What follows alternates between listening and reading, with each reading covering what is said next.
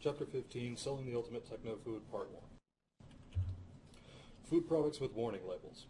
Back in June 17, 1998, a committee confirmed that any food product with the ingredient known as olestra had to have a warning label. The warning label had to warn of intestinal issues when consuming the product, as well as the fact that it blocks absorption of vitamins A, D, E, and K, and other nutrients such as phytochemicals.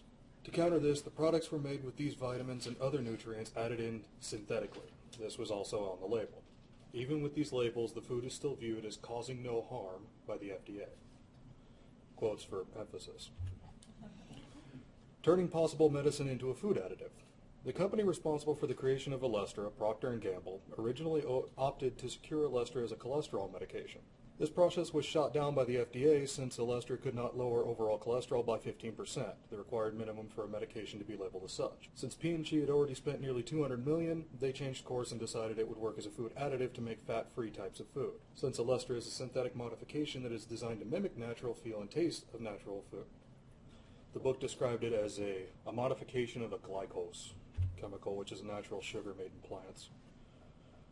Testing food products. According to food additive regulations, only the company that is creating a food-based product needs to run tests.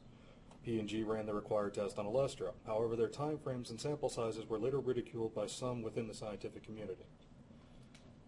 After submitting 150 tests and 150,000 pages of data to the FDA, P&G felt it had done what was needed. A counter group, known as CSPI, sent their results from their testing to the FDA to prevent olestra from getting clearance due to findings of creating lesions in the livers of animals used in testing. Congress comes to the rescue.